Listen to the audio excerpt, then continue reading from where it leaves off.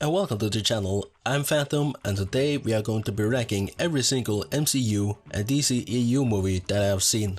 In total there are 27 MCU movies with Doctor Strange Multiverse of Madness and Thor Love and Thunder being on the way, as well as Black Adam from the DCEU.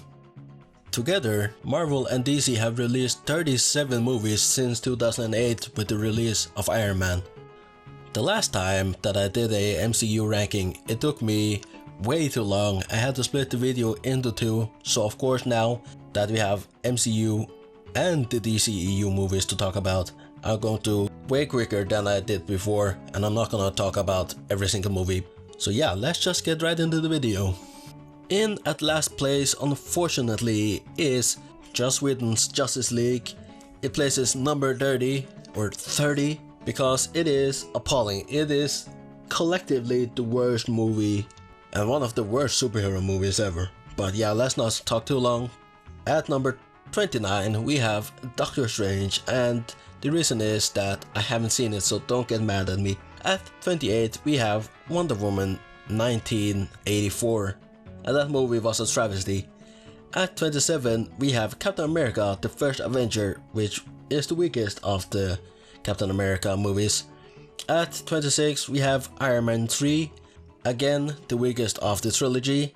At 25 we have Avengers Age of Ultron, in my opinion the weakest Avengers movie. At 24 we have The Incredible Hulk. At 23 we have Captain America Civil War, which I thought was really disappointing as well. At 22 we have Harley Quinn Birds of Prey, which was just, it wasn't a Birds of Prey movie, man. It should have been a Gotham City Sirens movie if they wanted to include Harley Quinn. At 21 we have Thor The Dark World. At 20 we have Guardians of the Galaxy. At 19th we have Suicide Squad. I just want to say that from here on out I like all of these movies. At 18th we have Spider-Man No Way Home. At 17th we have Ant-Man. In 16th we have Thor. In 15th we have Marvel's The Avengers, or just known as The Avengers, from 2012. A revolutionary movie in all sense of the word.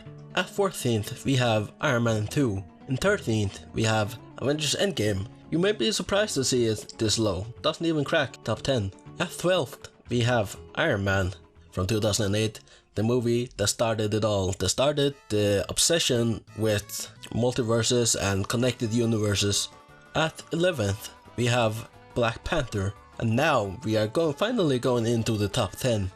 Just about cracking the top 10 we have the Suicide Squad, and don't be confused with Suicide Squad, this is the Suicide Squad from James Gunn, that released in 2021, and this movie I was pleasantly surprised, but I wasn't really, because from the trailers it looked like a banger. But the reason I'm pleasantly surprised with this movie is because of the characters Peacemaker, Bloodsport and Ragnarok 2, and even Polka Dot Man that just stole the show in my opinion. Harley Quinn took a little bit of a backseat in this movie, I thought, even though she had kind of a big part of the movie, but she wasn't a big part of the plot. I feel like the only reason that James Gunn used her and didn't kill her was because she's such an important character in the DCEU. She is one of the faces of the DCEU, and of course she basically killed off every single OG member of the Suicide Squad that David Ayer directed in 2016. At 9th place we have Wonder Woman. Surprisingly, I've only seen it once, even though it's really good. I'm going to rewatch it at some point. I have to, because this movie was special. I believe it's the first ever female-led superhero movie that actually has been good. Because I remember looking back at Elektra, that movie was trash. Catwoman was trash. I mean, she was pretty much an anti-hero or hero in that movie. I think that Wonder Woman is the only good female superhero movie that we have gotten up to that point. So it is revolutionary in that point, or in that sense. At number 8 we have possibly the most underrated superhero movie in existence. It is Captain Marvel. And no, not the Captain Marvel that you are thinking of, not the Captain Marvel from the MCU, but the original Captain Marvel, aka this movie just went under the radar. It got crushed under the weight of DCEU Captain Marvel, even though this one was so good, man. It is incredibly good, man. It's just so underrated, man. It didn't make a lot of money at the box office, but it's one of the first DCEU movies that rated highly but didn't make a lot of money. In at number 7 we have Aquaman. Now who thought that Aquaman would make $1 billion, huh? Thought that Aquaman would be $1 billion superhero. Look at us. Hey, look at us. Look at us. Huh? Who would have thought? Not me. It's crazy, man, that you can make unknown or not unknown Aquaman. What am I saying? Aquaman is definitely not unknown, but before this movie came out, he was kind of obscure. Obviously, he was in Justice League before that, so you know, Zack Snyder helped elevate the character from being a kind of a joke to not at all. And the movie was great, man. I mean, I can't wait for Aquaman and the Lost Kingdom. I think that movie is gonna be incredible.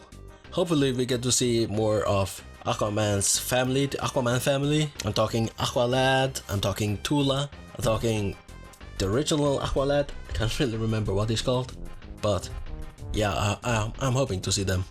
In 6th place we have Thor Ragnarok, and this movie I have mixed feelings about, even though it's ranked at number 6, because it is a good movie, but I'm not so sure it's a good Thor movie, because I feel like he just doesn't act like Thor, man.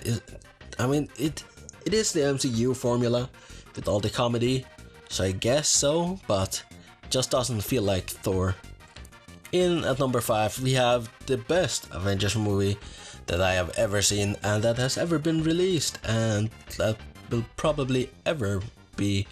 It is Avengers Infinity War. Now, I did a quiz the other day, and people, I say the other day, but you're not gonna know because it depends on when this video gets released, but apparently people ranked Avengers Endgame over Infinity War, but I think Infinity War was the revolutionary movie, and then Endgame just kinda came after, because this is when the people got snapped, man.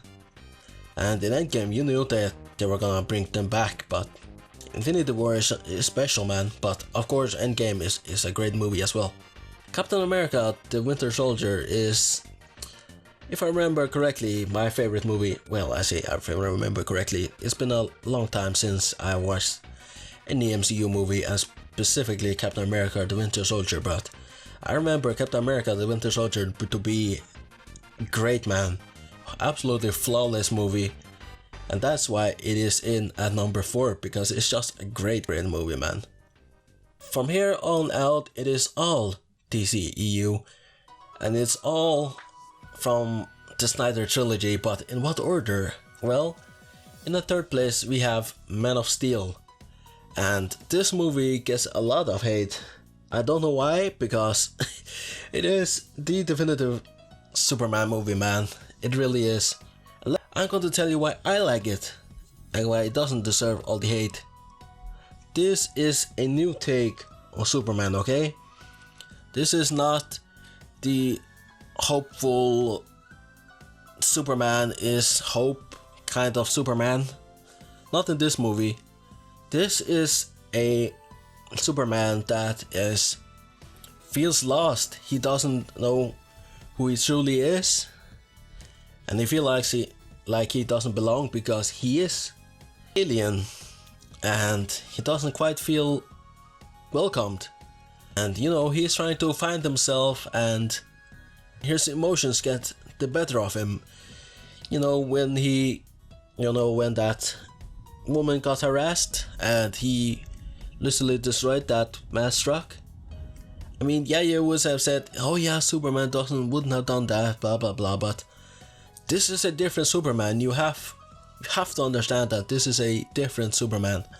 This is not the pre-New 52 Superman from the Golden Age or Silver Age of comics, okay?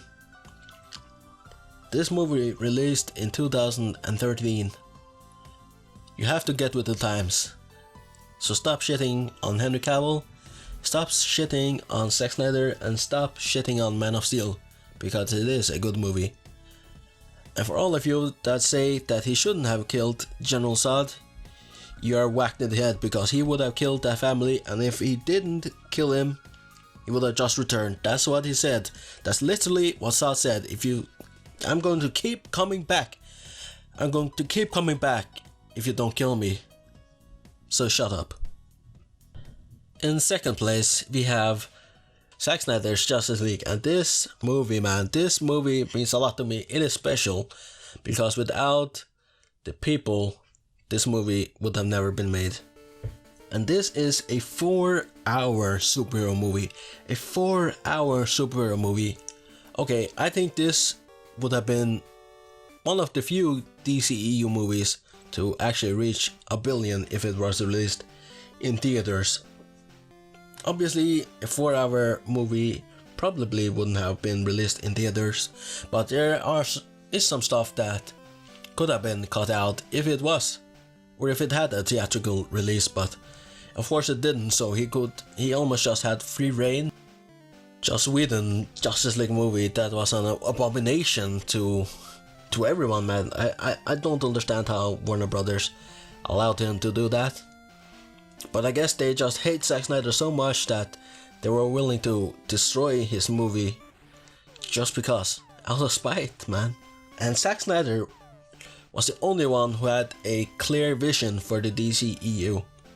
He had a story, and after Snyder left or got kicked out, there have been many inconsistencies with the DCEU.